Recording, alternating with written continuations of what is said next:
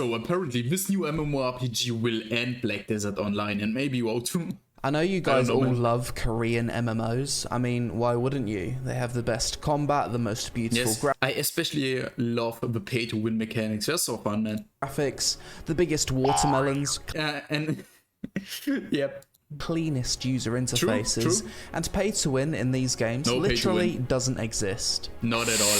I wish all of that was true, but unfortunately it isn't. Who cares though, because no matter how many times we get burned by these games, many of us are so fucking... This was such a disappointment. I was so hyped for Bless Unleashed. Imagine that I was hyped for an MMORPG because the gameplay itself, it looked so great, but then you get behind the mechanics and all that stuff. It is a high tier trash MMORPG. addicted to that new MMO feeling. If it has Bless in the name, why didn't I instantly run away? That's a question. We'll knowingly walk through the microtransaction valley of death to get it. Yep. In this video, we'll be taking a look at a new upcoming MMORPG that's been over 12 years in the making, inspired by one of the most successful MMO IPs. Never played Lineage 2. I don't know about that, but I know it is quite massive overseas. Which should be releasing Q4 2022 or early 2023. But first, sponsor. That was Throne and Liberty. VPN. How do you think I've been connecting to all these region-locked Korean MMOs over the years? Well, it's simply by opening up ExpressVPN, changing my location to a region supported by the game's publisher, clicking connect, and boom, as far as the internet's concerned... Go subscribe to TheLazyPeon, like he does great content. I always watch his stuff, like this dude puts out the content we all love, the MMORPG one, and yeah. Go subscribe to him. My device is now located in Korea. This is what I'll have to do to play the Throne and Liberty beta test later this year. Yep. And in the past I've used ExpressVPN to cover Elion, Lost Ark, Black Desert Online, and even Chinese MMOs such as Justice Online before they're available in the West. Other uses for ExpressVPN: expand your Netflix library by... That's why I always hated the Korean MMORPGs. It's not specifically because of their gameplay or the pay-to-win mechanics or everything else. It is just that when they get shipped to the West, we are like 1-2 years behind. And I hate that shit, man. Changing your location to another country with different movies. For example, if you're located in the US, you can change your location to the UK and watch South Park. Protect yourself from DDoS attacks whilst playing certain online games, prevents your ISP from legally selling your data to ad companies, and if you're someone that simps over e-girls or watches porn, you can do so freely without your ISP keeping records of that. Nowadays, VPNs are basically a mandatory piece of software to have access to, so click my link in the description below to find out how you can get 3 months of ExpressVPN for free. Damn. So what big budget Korean blockbuster is coming for our wallet next?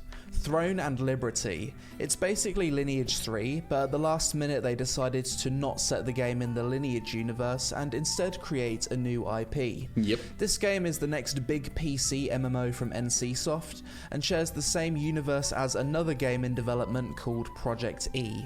Throne and Liberty takes place on the other side of the globe, whilst Project E takes place on the other. Quite an interesting approach. Let's see where it goes, man. We don't know much about Project E, so in this video we're focusing purely on Throne and Liberty.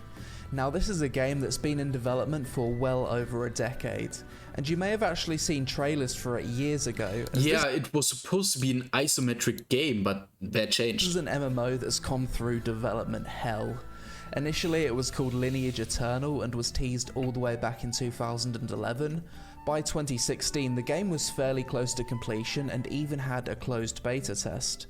For whatever reason though, I'm assuming the game just wasn't fun, NCSoft went back to the drawing board, renaming it to Project TL and releasing a new... And this is why I'm quite hyped for it. Like, they overdid it so many times. They tried this new idea, they tried this one and that one, and they figured out that they were all trash and started over till they get the right game. And this is why I'm hyped for this one. Not only that, but as you can see, or as you will see in a moment, it is mostly all gameplay. We see so much of the gameplay trailer. I love it. Game back in late 2017. I'm sure you've all seen this trailer, and at the time the game... It's not this. This is garbage and stuff. As if it would be isometric. Since then, we heard nothing about Project TL, and it seemed unlikely to be something that would ever release, until March 2022 when out of the blue, NCSoft released an official trailer for the game. No longer Project TL, but official name Throne and Liberty. What's most surprising is that the game now seems to be third person rather than top down. Yeah, I would appreciate it if more games would do it like that. I'm not a big fan of the isometric style. I think the personality gets a bit lost if it's isometric. I don't know why, but just moving your camera around in that perspective, it gives you this true MMORPG feeling, and I don't get it in an isometric style. I'll play the trailer in its entirety, then we'll analyze it further. Yeah, let's see. I was pretty hyped, like, it looked insane. At first, it looks kind of generic, yeah. This close-up of this generic city in fantasy. But then, oh, interesting. Gameplay. Nice farming spot, I guess. Some magic, voodoo shit.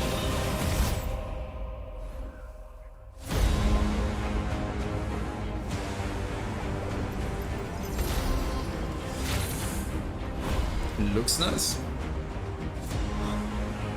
But still nothing that crazy.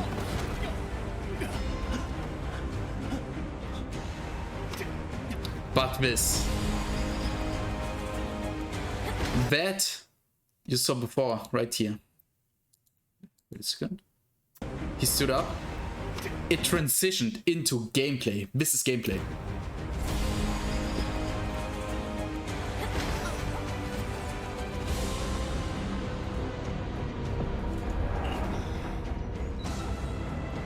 Which we were here, Fallon. And this parkour style, simplistic UI, grappling hook, everything we love about those games. It also looks beautiful. It doesn't look like garbage. I also love a theme, like, I know, generic European style knights, but I think it's still a classic one. Like Dark Souls does it too, so it will be high. Some artifact or something. Witcher sense. Clean gameplay. And as we can see right here in the bottom right corner, it goes every time it skips through. Like the higher level he gets, the bar gets bigger and bigger. Like I love it when in the beginning you have just one spell and then a second one, and you earn over such a long time, you earn more and more spells, and you really draw some attachment to them. You know what I mean? Like, bro, my headphones full. Like, you truly learn about the spell. You truly comprehend what it does, and you understand it. It's not like these new MMORPG games where you just throw 10,000 spells at your fucking face and you don't really care about that shit. This is why, for example, okay, this is something completely different, but for example, in Dark Souls or in Elden Ring, if you get some spell, you grow so attached to it because you found it. It was this one spell, and over such a long time, you get a new one, and then a new one, and it takes time to get to the next spell or skill. And this is why this is such an important mechanic in my opinion. Okay, you can morph into animals. Interesting. But I still hope we get mounts. And massive boss fights. Important. So many players, it needs to go fluid. It needs to be fluid. This is the stuff we want to see. Gameplay. Beta tests. Look at this shit. What is this? It looks insane. Like, this is what I imagined normal MMORPGs are going to be. This sets up some high standards. I'm quite hyped.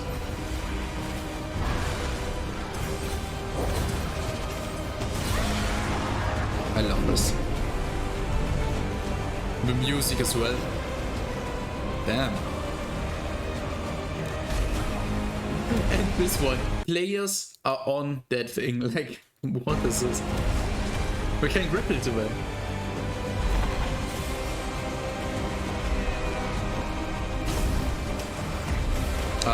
we lag in those fights. Also appreciate it. Damn. It's gonna be hype. It's gonna be hype. I have some high expectations. Wow. That's the type of MMO trailer I like to see. Exactly. Tons of in-game footage, gameplay, and features shown off in a short space of time. Not just a CGI cutscene where we have no idea what kind of game this will be. I don't know why every new MMORPG does that. It's so blatant, it's so boring. I don't really care about those insanely well-rendered CGI things. Like, no one does. So let's break it down. The trailer starts with a big open landscape shot of a bird flying through a fairly standard looking fantasy city. Yep. This city or town reminded me a lot of Hydaelyn and Calpheon from Black Desert Online. Similar building design, similar colour palette, instant BDO vibes. Character running through a desert, more BDO vibes. Yep. And this scene shows us that the game will have an active day-night cycle. Nighttime panning shot over. I think that's quite important. An active day-night cycle, especially. I want the real one. Like when it's daytime in New World, it also is daytime in this world. I love that stuff more than just an in-game daytime, which is like every hour it changes. A field of goblins. Perhaps this is an open-world grinding spot. Next, our first look at an in-game cutscene. A character is sucked into a sacred tree where he's plunged into the abyss and seemingly gains some kind of magical power. He's attacked by a budget version of the Lich King. Then the camera pans out to third person in what appears to be a transition from cutscene to gameplay. Yes, exactly what I mentioned. Good eye. TheLazyPeon. Next we see a level 2 female character kicking open a treasure chest, and our first look at the in-game UI. Holy shit, this actually looks incredibly clean and minimalist for a Korean MMO. I love this. Like, don't go overload mode with the UIs, man. We don't want that. We want to see simple gameplay. We want to have fun, and we don't want to learn too much in such a short amount of time. Character opens the door and the camera focuses on the tree, which seems to be the same one he got sucked into in the previous cutscene. Now we're level 34, the character rolls on the floor when jumping from great heights. You can also vault over walls and obstacles in this game. User interface still looks incredibly minimal, this time with 3 abilities unlocked. There's also boats in this scene, so perhaps this game will also have arcade-like sailing. Oh, that would be insane. I would love Level that. 45, and now we're grapple hooking around the environment. You can clearly see here that around the world, the small red flags indicate places you can grapple to. We also have an ESO style compass on the top of the UI it's better than a minimap in my opinion. Like, experiencing this world for yourself and not teleporting around like in every other MMORPG where you just open the map and fast travel. I'm not really a big fan of that. This is much more immersive. And a mini-map. And people will grow more attached to it, like, because they experience this stuff, like, Everything we've seen so far is making the game seem fully open world. Yeah, they just truly experience it, and they're just not just going on the map. The next scene shows what appears to be a point of interest or collectible system in the world. She runs to the gravestone, presses F, and an artifact appears. Like, I like this Zweihander design. It looks straight up from Dark Souls 3. She goes into some kind of flashback, 2D cutscene with an interesting art style plays, and then we're shown the UI of what appears to be an artifacts examination UI. I translated the text here, and you can rotate, move, operate, or remove obstructions from items in this menu. Next, some kind of Witcher vision that highlights attackable enemies in a certain area. In this instance, it's useful because some enemies are disguised as plants. Our hero is able to pull enemies with his grapple hook. We're also level 60. Look at this, the UI design. Yeah, he has an XP boost, some kind of damage buff. This was a weight icon, level 66. Simplistic, I love it. 6 in this clip and have 4 abilities in the bottom right. This next clip really indicates to me that the game is fully open world. We're grinding mobs in a beautiful large open plains area. We can see mountains and large structures in the background. We can see how loot and XP pops up upon kill, and our character has 1,259 healing pots on him, which suggests to me that this game won't have an annoying weight system like Black Desert Online. Yeah, I hated that in Black Desert Online. I hate weight system in general or over-cramped inventories. Like, especially if you start off the game, why is my inventory full of shit I don't know what it's all about? Like, Why BDO? Make it more beginner friendly, more people would play it, more people would enjoy the end game and can get to that level. But this is not how you explain shit. That was quite disappointing of BDO, even though it has, in my opinion, still a great end game, and even though it's hardcore pay to win. If you just want to have a casual experience, BDO can be a good game because of the nice graphics. Level 45 mage doing big damage, the monster throws a rock at her which she avoids, animations and spell effects look incredible, and we can see another giant castle in the distance. Visually the game's looking very impressive. Also it's important to note that we haven't seen any... Yeah, it's simplistic, it's not overload of graphics, like it's more simplistic in general, like look at this terrain, it's not too much, like in BDO, like everywhere there's shit, there are like 10 million NPCs overcrowding a place and you don't really care about that shit. It just introduces more lag, it kind of gives off a weird vibe, I don't know why. I don't really like it, but I like it more like this, where it's more simplistic, it reduces lag, especially for those massive battles, and that's important. So far. Perhaps they've turned this off for the trailer, or perhaps this will be something that's completely hidden. Level 62. Bro, this boss looks sick, man. Okay, he looks like straight up from Dark Souls. Warrior class fighting in a temple. Level 60 archer, which can... Like, I'm not saying they're copying stuff like Dark Souls, they also got the inspiration from different games, or it's just this theme, this fantasy theme, they all get the inspiration from. So don't really say, yeah, they copied this shit, it's not. Also switch to a... I'm just saying like that, it's just how it feels for me. Sword. Look at the environment here. The trees, plants and grass are moving with the wind. The lighting from the sun also looks beautiful. Yep. Just to go over the last 3 clips again, we can see that the game has a targeting system similar to Dark Souls. The archer was locked onto his enemy whilst moving, as was the mage. You can completely avoid taking damage by dodging your enemy's attacks, so the game seems to have a Dark Souls style action combat system, or at the very least that kind of targeting option. It wouldn't surprise me if there's also a free targeting option too. This scene is very... I think I'm going for the classic tank knight. Like, interesting. A level 58 has turned into a bird. We can see that this character has unlocked 8 different abilities as displayed in the bottom right. You can also see a bird icon towards the bottom left of the screen. The next character has turned into a tiger with a tiger icon in the same UI location. So my thinking here is that either every character can shapeshift into different animals and this game doesn't have a standard MMO mount system, or this is just some kind of special event that's being shown. Either way, maybe it looks like an event for me. Super cool. The next few shots are showing off some world bosses. The first one is a tree boss in a haunted woods area, a flying demon world boss in some kind of temple, a giant spiky armadillo boss in the desert area, big ass rock elemental, giant ogre boss, and a 6-legged spider humanoid boss. In each of these world boss clips we can see between 20 and 40 players attacking these monsters, so it's clearly designed to be a large player encounter, and given that this game is heavily inspired by Lineage, is likely to breed world PvP as it did in Lineage 2. Next we see what appears to be some kind of guild summoning feature by what I'd assume to be a summoning stone. There's a banner next to this stone, so my assumption would be that this is a guild standard. Time for some open world PvP. One guild has the high ground whilst the other is trying to push up from the low ground. Epic shot of 2 groups running into each other. If you pay close attention here, some are shapeshifted into wolves and transform to humans at the So it seems it's a big part of it game. moment of engage. This once again suggests to me that every class can shapeshift to some extent.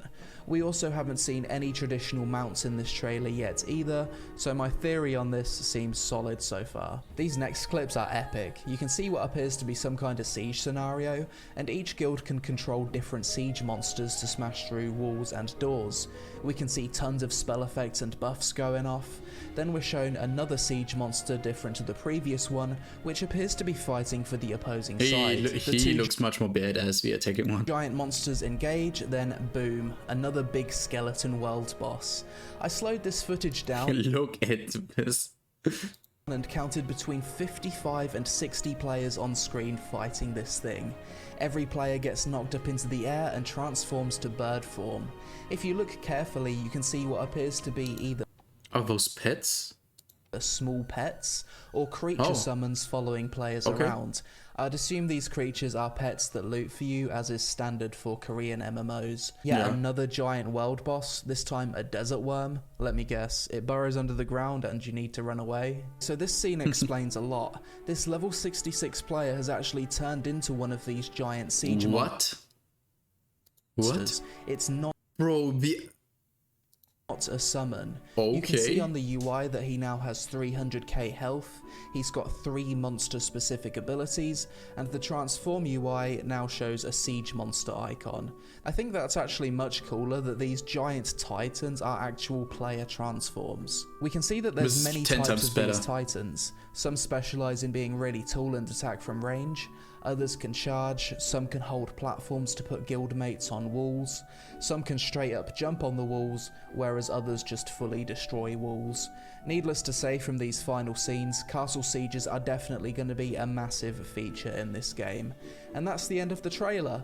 Honestly, this was one of the best MMO trailers I've seen in a long time. Just by slowing it down and taking a look at the details, we can make a lot of solid assumptions about the features in Throne and Liberty. Solid assumptions: massive open world, action combat system, massive world bosses that require 20 to 50 players to take down, open world guild vs guild PvP, castle sieges where players can transform into different titans rather than using traditional siege equipment like battering rams and siege towers. Graphically, the game looks to be either Unreal Engine 4 I hope it's 5. Unreal Engine 5. Beautiful minimalist user interface, which is extremely rare in Korean MMOs. Yep. The game likely doesn't have normal MMO mounts. It seems every class can transform into birds, tigers, wolves, and so on. The highest level players shown in the trailer were level 66. Probably like a BDO where the soft cap is like 60 and after that it goes up. Or was it 63? I can't remember. Which leads me to believe that the hard cap is level 70, or level 60 is the soft cap, but you can go beyond that with grinding like in BDO. Yeah. Moving throughout the world in this game looks good. You can vault, roll, climb, and grapple by the looks of it. There's an active day-night cycle. There's collectibles in the world, such as treasure chests and artifacts. The only playable race shown in the trailer was humans, but the world has other races such as goblins, skeletons, maybe we introduce them to the traditional high fantasy creatures. Since this game was initially built as Lineage 3, it wouldn't surprise me if elves and orcs are also playable races. The game doesn't have I would do an orc warrior. Like, annoying black desert weight system. The game has pets. I'm not supporting WoW anymore, like they did, but no. Bro, that game. That game is garbage. You can't prove me otherwise. So they probably loot for you. Weapons or classes I saw during the trailer: great swords, staffs, one-handed sword and shield, daggers, bow, and dual-wielded swords. A lot of these weapons seemed to be mix and matched. I saw mages with daggers, sword and board warriors with bows also on their backs, as well as a mix of heavy and light armor. Not sure what to make of that other than maybe it's a classless game, or every class can use every weapon. I'm not too sure. These next few points are speculation and not confirmed by the trailer. The trailer didn't show any small-scale bosses or traditional 5-player MMO dungeons.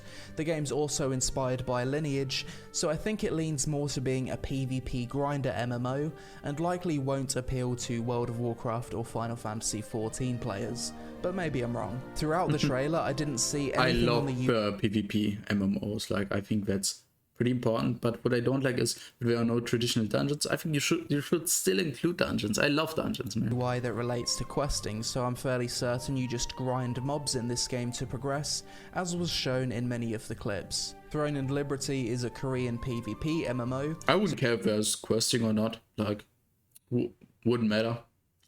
I just need the grind, man. There's about a 99.9% chance the game will be pay to win to some extent. Yep. And we saw ships in the trailer, but they were static, so the game may or may not have an aspect of ship combat in the future. Overall, I expected nothing, but after watching and analysing the trailer, I think this will be the next big PvP and Castle Siege MMO that Black Desert Online, Arcade, and ex-Lineage players will flock to next.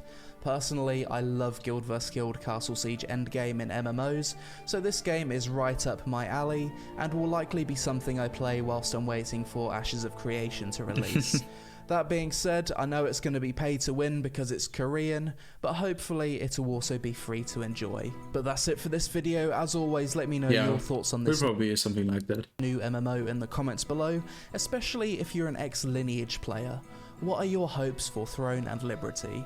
Social media on screen, leave a like and comment for the algorithm gods, and I'll see you in the next one. Go support TheLazyPeon and me as well if you want to see more of these kind of reactions. Like, I do nearly everything on new games, on new shit, new stuff. And yeah, I would really appreciate a like and sub if you want to experience more of the shit. And yeah, thank you for watching, and guys, I'll see you next time. Wafer out.